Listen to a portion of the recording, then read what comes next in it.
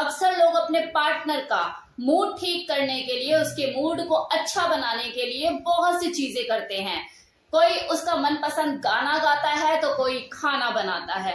इसी तरह से एक ऐसी चीज है, अगर आप उसको ट्राई करें तो किसी और चीज से उसका मूड अच्छा हो या ना हो, लेकिन ये 100% गारंटी है उसका मूड आनंदमय होगा ही होगा, अगली खिल जाएगी। और वो चीज क्या है? मसाज, अपनी उंगलियों का जादू।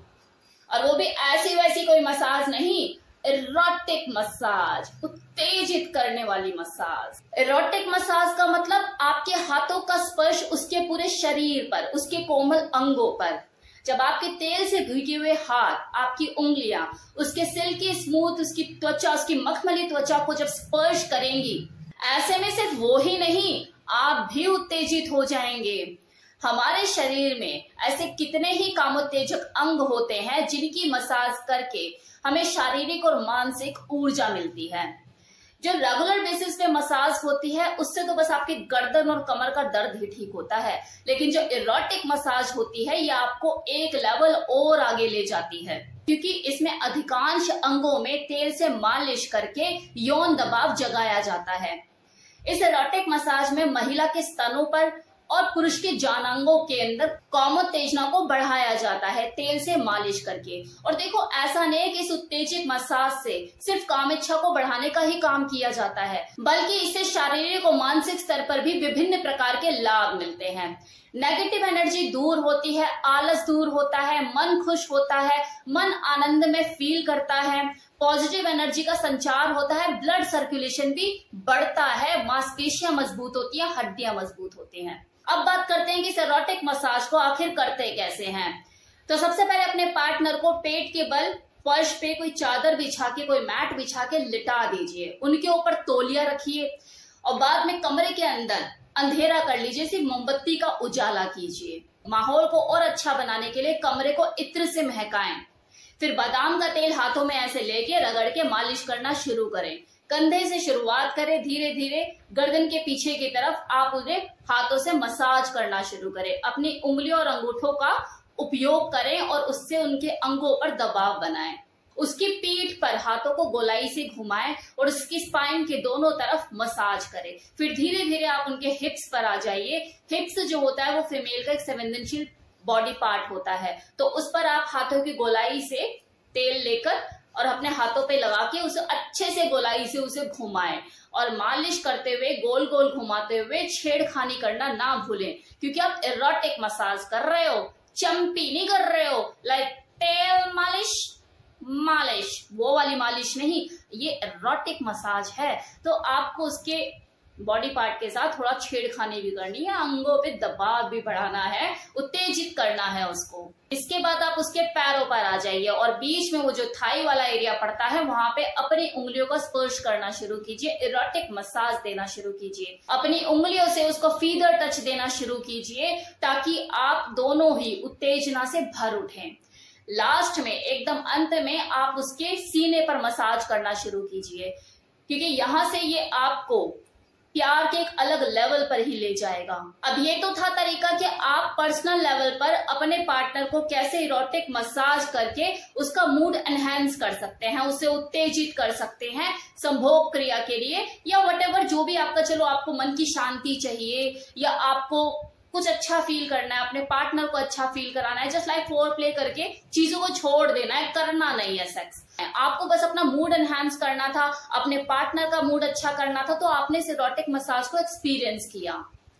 लेकिन प्रोफेशनल लेवल पर भी ये चीजें बहुत ज्यादा आम हो चुकी हैं। मतलब कितने ऐसे पार्लर आपको देखने को मिल जाएंगे, ऐसे मसाज पार्लर जहां पे इरोटिक मसाज दी जाती है, लोग पैसे पे करते हैं और इरोटिक मसाज कराने के लिए जाते हैं। अब देखिए, इरोटिक मसाज विभिन्न प्रकार की होती है, जिसमें से दो मुख्यतः फेमस है, एक तांत्रिक मसाज और दूसरा न्यूरो मसाज।